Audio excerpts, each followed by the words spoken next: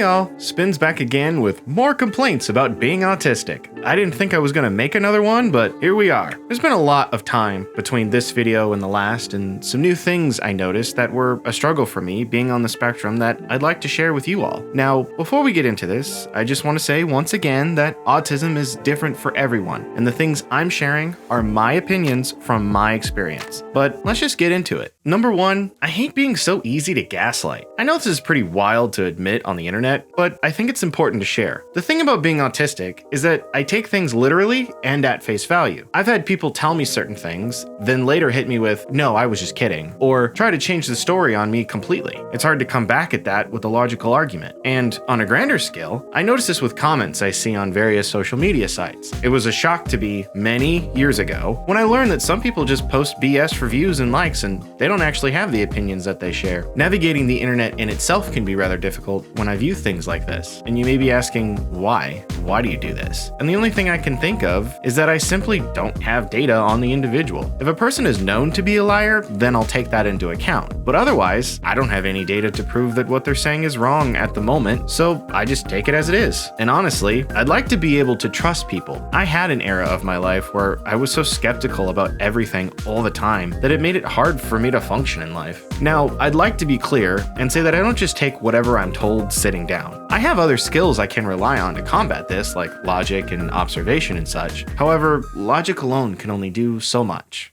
Number two, I hate being forced to have fun. Now, to be fair, this isn't always a bad thing. Sometimes I need to be pressured out of my comfort zone to go and enjoy life. However, that's all about time, place, and who's doing the pressuring. And what irritates me is when I'm not really trying to be social, probably because I'm overstimulated, then someone forcibly pushes me into a situation that I'm uncomfortable with because they assumed I was shy or upset or whatever. And I know it's an assumption because it's based on appearances, which is difficult. See, when I'm out and about, it can be challenging to fully enjoy the experience I'm having at that moment. There's sensory overload with the environment, conversations that I'm trying to keep up with, real-time coping to keep myself calm, and so on. And because of all that, my face tends to share all my feelings out loud against my will, which makes it difficult to prove to people that even though I'm uncomfortable, I'm okay spending time with them. On a similar note, I have the most visible amount of fun when I'm home alone, and I wish I could share that with people so they don't think I'm so rigid. Number three, I hate when people say, "I do that too," or "everyone does that." I can't even begin to say how much this irritates me. And the reason it irritates me so much is because it puts my entire diagnosis into question. I start to wonder if I'm not actually autistic. Maybe I was misdiagnosed, or maybe I just keep running into people who are autistic but they haven't been diagnosed yet. But if that's the case, then virtually everyone I speak to has a tinge of the tism. At the very least, it's pretty minimizing.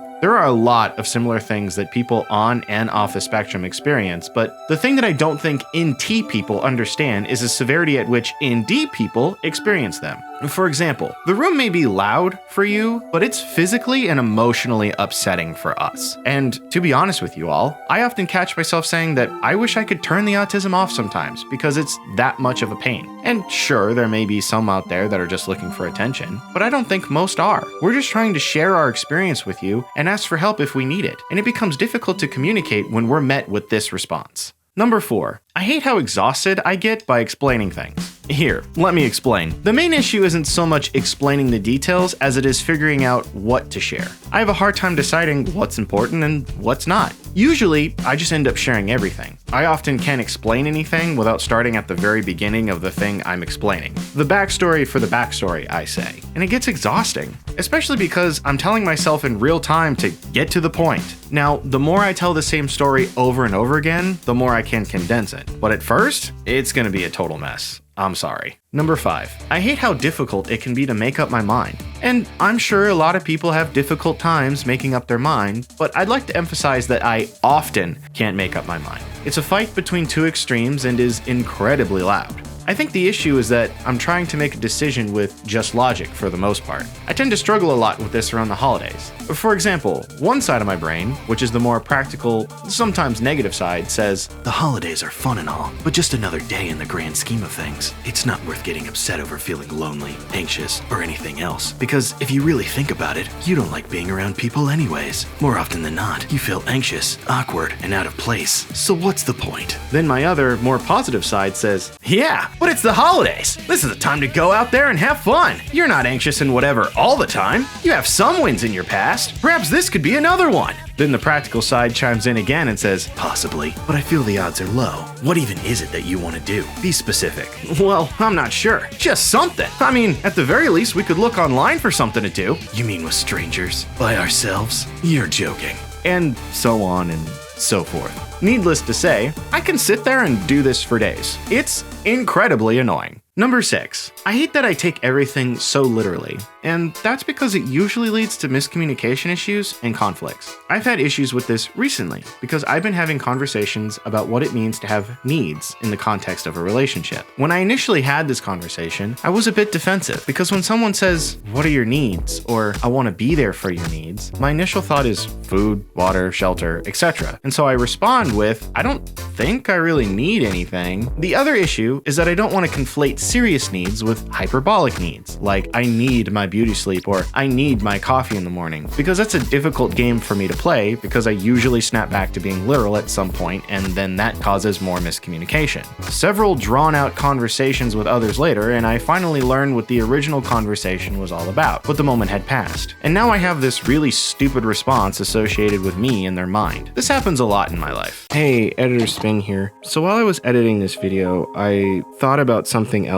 in relation to taking everything literally that's kind of difficult, and it's compliments. Receiving compliments is difficult because if someone says, "You're great," I'm going to take that literally, and perhaps I should, but then it becomes kind of difficult because that word great is pretty powerful, and I don't feel like I stack up to some people that are actually literally genuinely great, and so it just creates a kind of clash in my mind. And then sometimes people will say, whatever it is that you're doing, like keep doing it, you're on a good path. And it's difficult to receive that when I know that what I'm doing isn't working for me. And so for them to say, keep it up, you're on a good path, creates this error in my mind. And I am thinking, okay, I mean, I'll trust you, but I don't think that this actually works. I hope that this makes sense. This part isn't scripted, but yeah, I just wanted to add that real quick. Back to the main points. Hey, Editor Spin again, responding to myself. This video, as with all my videos, has taken me a while to edit because I kind of just do it in between other things that I have going on in my life. And I'm listening to myself with this Editor Spin bit here, and I wanted to respond to some things and clarify some other things. So the compliments bit, I say that I take compliments literally, and sometimes that's true. But the reason that I gave, I don't feel like is entirely accurate. Like, sure, sometimes people will call me great and I go, I really don't feel like I fit that definition, but thank you. I think the other issue that I have, and the one that is more common than the one that I had stated initially, is that people will call me great, I take it literally, and then it creates this inflated ego. And then that becomes a problem because then I go out into the world and then I find out that I'm not as great as what people have told me, and I get humbled and it hurts. I think that's the biggest thing that I have discovered in my life, and a more accurate thing. So that's what I would say to that. This is a known issue for me. It's not that pressing anymore. I have a way of keeping balance, and I'm learning more that people don't mean that as literally as I was taking it. A lot of people throw compliments around, call each other great, amazing, beautiful, attractive, all these other great things, and it's not to be taken at like 100 million% of its value. It's supposed to be like, hey, give yourself a little credit. You're pretty cool. And it's just trickiness with not just autism, but the English language. But finding balance, I think, is the key for that. And then for that second piece, they tell me that I'm on a good path and I say it doesn't feel right, but I'll trust you. Ultimately, if you don't feel like the path is right, don't stay on it. Another interesting thing that happens is people taking me literally when I'm actually not being literal at all. I remember back in middle school, I was trying to fit in and be ironic like everyone else and say that I loved Sesame Street, specifically Elmo. My parents took what I was saying literally, and for my birthday that year, I got a big Elmo cupcake. I was a little confused and disappointed. I remember thinking something like, they know I don't actually like Elmo like that, right? All in all, it's confusing and stressful. This also works with point number 1, being able to easily gaslight. They said there was a pool on the roof of the school. How am I to prove that otherwise? I don't know. Number 7, I hate not knowing where I belong. I mean this in terms of social settings. If I'm at a party or some kind of other social function, I don't know what I'm supposed to be doing. I will say that I'm very observant and I can comprehend what's going on around me for the most part. Where I struggle is understanding the how or why of the things occurring around me. For example, at my job, we often have fundraisers. While there might be activities for the guests, such as dinner or a raffle, the main purpose is for everyone to socialize. It's always so fascinating for me to observe the people from my post as they're mingling. I ask myself things like, do they know each other? How are they able to just hop from conversation to conversation like this? Is that guy really that funny or are they faking it? Is nobody annoyed by this? Why are they taking so many pictures? And many more questions pop into my head as I watch these events. But then I imagine myself in there, and I have absolutely no clue how I could replicate what I'm currently witnessing. It's fascinating to me every single time, yet also upsetting at the same time. Everyone tells me that this is what's needed to make connections, go, talk, mingle, but it makes my brain explode. Oftentimes, I'm just off to the side observing or maybe playing on my phone. But here comes point number 5. Hey, you gotta go out there. Why? Because that's what you do at these things, man. Plus, you wanna make friends, right? Well, this is how you do it. Sure, but these things never work for us. You know that. And the conversation goes on. I'm so tired, man. So tired.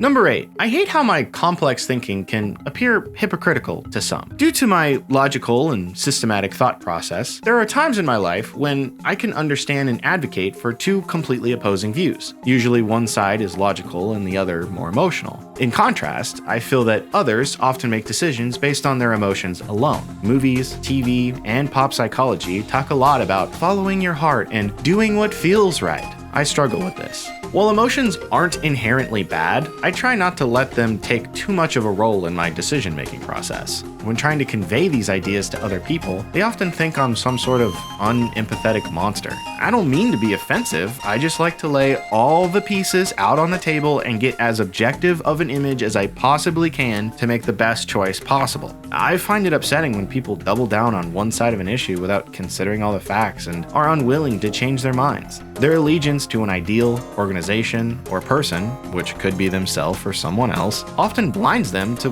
what could be described as the truth. And sure, perhaps other people do this, but I feel that it is particularly difficult with autism because of an amalgamation of all the previous points listed. Talking is hard, guys!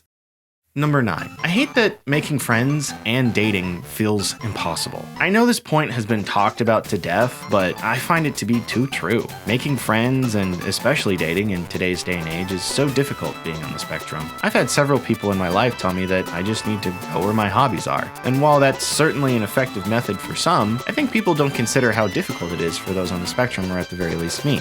It's also unfortunate that the social game requires you to meet people to meet more people. And I think everyone knows that socializing while on the spectrum is incredibly draining. So I'm sorry, but the idea of going out every other night really does not sound appealing to me. And this is just talking about friendships. Dating is its own issue. Picking up subtle cues, reading body language, and heaven forbid, flirting. These are all incredibly difficult tasks for those on the spectrum. If I meet a girl and she tries to drop hints, I'll take them all at face value and completely miss the point. Then I'll go home wondering why nobody likes me. It's difficult, and especially frustrating when it seems everyone else is doing it so easily. Wrapping up with number 10. Getting caught up in specific details makes it hard to think clearly, and I hate it. I don't know why my brain does this, but I often get stuck on the tiny details of a situation, and it becomes tough to see the bigger picture. I view this as a problem because I know there's more to consider, but I can't stop until I understand this specific detail. I can't stop thinking things like, why did they do that? And why didn't they do this? And the worst part is that, ultimately, this little bit of information doesn't really matter in the grand scheme of things. Usually, what's done is done, and there's nothing anyone can do to change it now. But I still have this crazy need to know why, and it can be really frustrating sometimes. Like I mentioned in my last autism video, I don't think autism is really all that bad. I just think that the narrative of people on the spectrum being superhuman is not the best message to promote. We're different, absolutely, but we also have a lot of struggles that I don't don't think NT people have fully recognized for whatever reason. But what about you? What are your thoughts? Can you relate to any of the points I've mentioned? Have your own point you'd like to share? Leave a comment down below. And if you liked this video, don't forget to leave a like and subscribe. It really helps the channel. Thank you all for watching, and I'll see you on the next one. Bye.